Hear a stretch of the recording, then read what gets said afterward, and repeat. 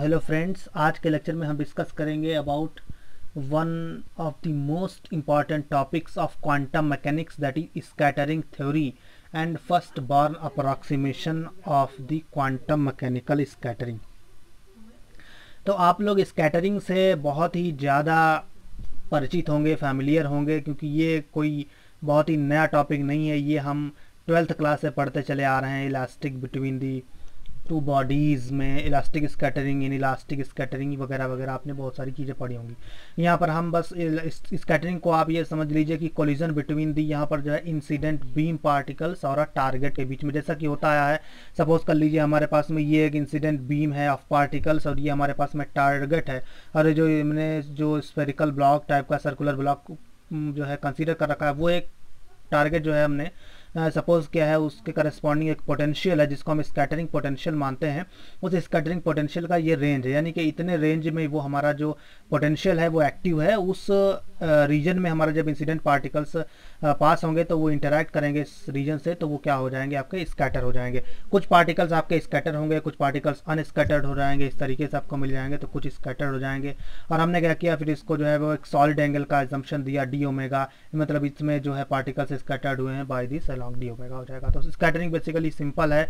एक beam of particle जो है वो टारगेट से हमारा इंटरैक्ट करेगा, तो कुछ पार्टिकल्स हमारे स्कैटर होंगे और कुछ पार्टिकल्स स्कैटर होंगे। This is all about scattering. अब हम इस क्वांटम मैकेनिक्स में जो है ये अज्यूम करते हैं, हमारे पास में दो पार्टिकल्स अज्यूम करते हैं। एक पार्टिकल हमारे पास में ये है, दूसरा पार्टिकल ये। और चूंकि हम जानते हैं क्वांटम मैकेनिक्स का जो मेन एजम्पशन है वो यही है, हमारे पास में dual nature of a particle. Dual nature of a particle का मतलब है कि पार्टिकल जो है उससे जो एसोसिएटेड है वो एक वेव फंक्शन है, और वेव फंक्शन को कैसे एक वेव एसोसिएटेड है, और वेव एसोसिएटेड होने का मतलब है कि पार्टिकल जो है उसका एक पर्टिकुलर वेव फंक्शन होगा।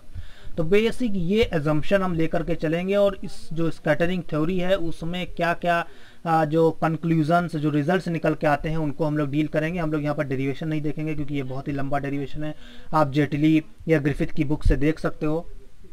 मैं यहाँ पर मेन कंक्लूजन जो है, रिमार्क्स, वो आपको मतलब पॉइंट आउट करूंगा, और उसके बाद हम लोग जो है CSIR नेट JRF के जो प्रीवियस ईयर क्वेश्चन है उस पर बेस्ड वो हम लोग सॉल्व करेंगे। और जो भी CSIR नेट JRF के पॉइंट ऑफ व्यू से जो इंपॉर्टेंट है मैं वो इस लेक्चर में आपको बताऊंगा। तो हम यहाँ पर क्या करेंगे, दो पार्टिकल्स हैं, वो चूंकि हम जानते हैं कि डुअल नेचर हम सपोज करते हैं कि पार्टिकल एज अ पार्टिकल भी है और एज अ वेव भी है। तो उसके बेसिस पर हम क्या करेंगे, वेव फंक्शन का अजम्पशन देंगे, और उसके बाद हम एक यहाँ पर बहुत ही इंपॉर्टेंट टर्म जो है जिसको बोला जाता है डिफरेंशियल क्रॉस सेक्शन, वो डिफाइन करेंगे। तो differential cross section is nothing but the number of particles scattered into an element of solid angle। जो हमने अभी यहाँ पर ये जो है सॉलिड एंगल का जो एजम्पशन दिया, इस सॉलिड एंगल में जो भी हमारे पास स्कैटर्ड होंगे पार्टिकल्स, उनके बारे में ये हमने माना है कि the number of particles scattered into an element of solid angle D omega in the direction theta 5 per unit time and incident flux. Incident flux कुछ नहीं है बल्कि आपके पास में क्या है, number of particles per unit area. ये आपके पास में जो है इंसिडेंट फ्लक्स है, करंट फ्लक्स है, आपके पास में करंट है।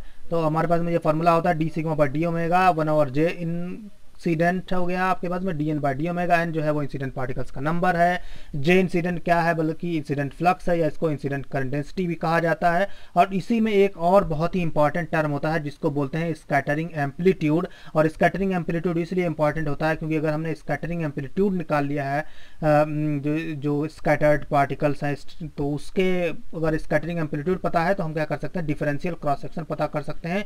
यानी कि ये पता कर सकते हैं कि कितने नंबर ऑफ पार्टिकल्स जो है वो उस पर्टिकुलर सॉलिड एंगल में स्कैटर्ड हुए हैं per unit time per unit area के बेसिस पर।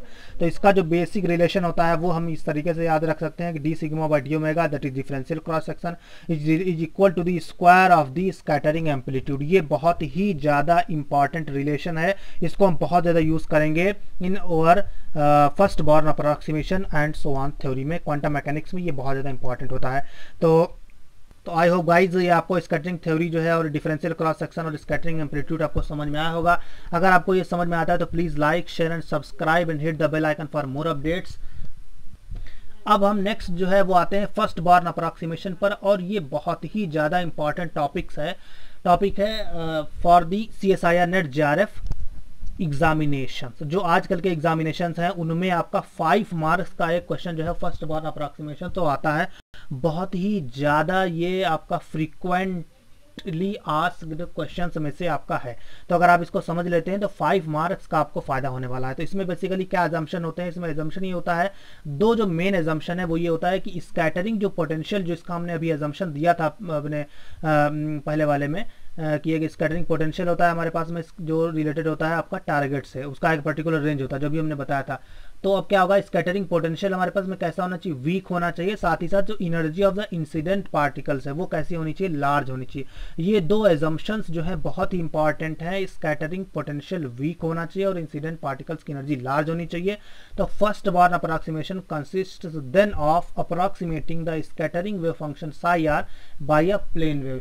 यानी कि अगर हमारे पास में scattering wave potential, scattering potential weak है और साथ ही साथ जो आपके इंसिडेंट पार्टिकल्स हैं उनकी एनर्जी बहुत ज़्यादा है, हाई एनर्जी है, तो हमारे पास में जो स्कैटर्ड वेव फंक्शन होता है वो आपका स्लाइटली डिफरेंट होता है फ्रॉम दी, यानी कि स्कैटर्ड जो वेव फंक्शन होगा वो इंसिडेंट वेव फंक्शन से स्लाइटली डिफरेंट होगा।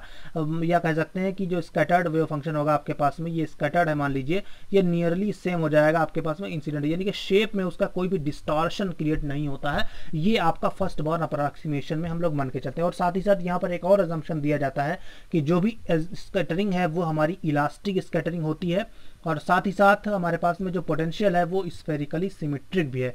यानी कि 3-4 कंडीशंस हैं। हम सबसे पहले स्कैटरिंग को इलास्टिक स्कैटरिंग सपोज कर रहे हैं। पोटेंशियल चूंकि फर्स्ट बॉर्न अप्रॉक्सीमेशन हमें अप्लाई करना है तो पोटेंशियल हमारे पास में वीक होना चाहिए, जो इंसिडेंट पार्टिकल्स हैं उनकी एनर्जी लार्ज होनी चाहिए। साथ ही साथ हम ये भी मान के चलेंगे कि जो भी हमारा पोटेंशियल है it should be spherically symmetric potential. Then first Born approximation gives us a important result for the scattering amplitude of theta. ये हमारे पास में है 2 माइनस का 2 mu upon h cross square q 0 से infinity r prime v r prime sine q r prime d r prime, where q is nothing but 2 के sine theta by 2। अब यहाँ पर हमने फाई इसलिए नहीं लिया है क्योंकि हमने ये मान लिया है स्फेरिकली सिमेट्रिक एम्पलीट्यूड है, स्फेरिकली सिमेट्रिक पोटेंशियल है, तो इसमें फाई का कोई हमारे पास रोल नहीं रह जाता है। It will just give a 2 pi factor हो जाएगा। तो आई होप कि आपको ये फर्स्ट बॉर्न अप्रॉक्सीमेशन का कंडीशन और उसके लिए जो भी हमने एजम्पशन दिए वो समझ में आए होंगे। और अगर आपको ये समझ में आता है तो please like share and subscribe and hit the bell icon for more updates. और अब हम आते हैं दोस्तों CSIR नेट JRF दिसंबर 2018 के 5 मार्क्स का जो क्वेश्चन पूछा गया है उसके ऊपर आएंगे, उसका सोल्यूशन देखेंगे स्टेप बाय स्टेप किस तरीके से इसको हमने सॉल्व किया। तो डिफरेंशियल क्रॉस सेक्शन जो है for the central potential VR equals to beta over R exponential minus का mu R and where beta and mu are the positive constants is calculated in the first Born approximation. Its dependence on the constant A है हमारे पास में, उसके ऊपर किस तरीके का डिपेंडेंस, किसका डिपेंडेंस पूछा गया है आपके पास में, डिफरेंशियल क्रॉस सेक्शन जो हमने अभी डिफाइन किया है ये d sigma by d theta equals to f theta का मॉड स्क्वायर, यानी कि स्कैटरिंग एम्पलीट्यूड का मॉड स्क्वायर के इक्वल है। उसको हमें फाइंड आउट करना है। हमारे पास ऑप्शन दिया है square plus sine square theta by 2, A square plus sine square theta by 2 का इनवर्स, इस तरीके से -2 एंड स्क्वायर हो जाएगा। ये हमें 4 ऑप्शन दिए हैं, इसमें से कौन सा करेक्ट होगा वो हमें फाइंड आउट करना है।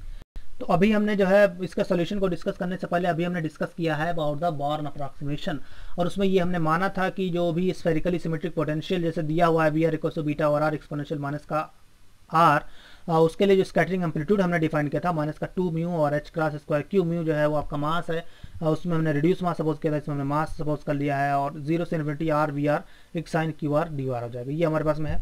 अब साइन क्यू आर, अब इसको हमें क्या करना है, बेसिकली इस इंटीग्रेशन को सॉल्व करना है। पहले हमने बी आर की वैल्यू रख दी, तो बीटा और आर है, आर से आर कैंसिल हो जाएगा हमारे पास में, और बीटा हमने बाहर ले लिया तो ये इतना हमारे पास में बाहर आएगा। इंटीग्रेशन होने से एक्सपोनेंशियल माइनस का mu r sine q r हो जाएगा। साइन क्यू आर आपको पता है exponential i iota q r minus का एक्सपोनेंशियल माइनस का आयोटा क्यू आर, आप इस तरीके से लिख सकते हो। इसकी वैल्यूज पुटअप करोगे, इसमें आप जो है आर को अलग कर लोगे, बाकी जो है वो टर्म अलग करोगे। अब इसको बेसिकली सॉल्व करोगे, इंटीग्रेशन है, एक्सपोनेंशियल का इंटीग्रेशन आपको पता है 1 और एक्सपोनेंशियल हो जाएगा, फिर इसमें वैल्यूज रख दोगे, लिमिट्स रखोगे, एक्सपोनेंशियल माइनस इन्फिनिटी ये 0 हो जाएगा आपके पास में, ये -1 बचेगा, माइनस माइनस कैंसिल हो जाएगा, तो बचेगा 1 और 1 म्यू माइनस आई क्यू, ये बचेगा 1 plus I mu I Q.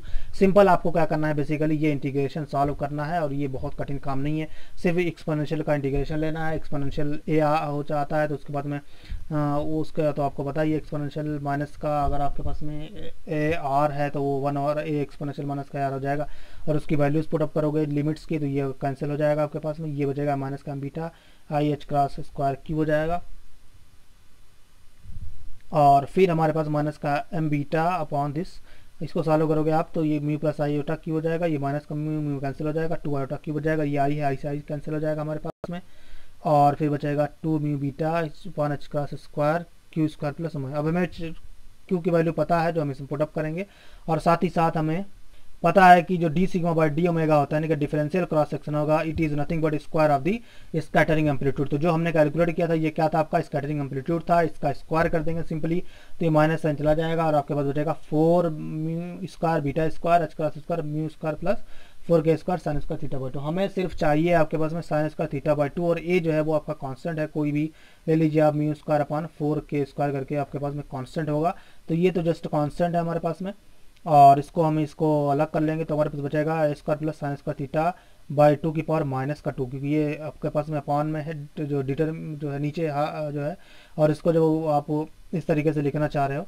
तो ये माइनस का 2 पावर इसके ऊपर आ जाएगा। तो सिंपली आंसर जो होगा, आंसर आपके पास में क्या हो जाएगा, सी हो जाएगा। सिंपल सा क्वेश्चन है, बस आपको क्या याद रखना है, ये वाला फार्मूला याद रखना है, इसमें पोटेंशियल की वैल्यू पुटअप करनी है और बेसिक इंटीग्रेशन फार्मूला आपको अप्लाई करके लिमिट्स अप रख देना है और उसके बाद इसको सॉल्व करना है। तो कुछ भी नहीं है, वेरी सिंपल क्वेश्चन है, लेकिन इस क्वेश्चन में कुछ नहीं है ये तभी कहा जा सकता है जब आपको ये फर्स्ट बॉर्न अप्रॉक्सीमेशन थ्योरी आती है और उसका ये वाला फार्मूला जो है आपको याद है, वरना ये क्वेश्चन बहुत टफ है। इसको इंटीग्रेट कभी कभी तो बहुत टफ पोटेंशियल भी दे देते हैं, तो उसको इंटीग्रेट करने में भी काफ़ी प्रॉब्लम्स आती हैं। तो this is all about scattering theory. अगर आपको ये वीडियो पसंद आता है तो please like share and subscribe and hit the bell icon for more updates. Thanks for watching.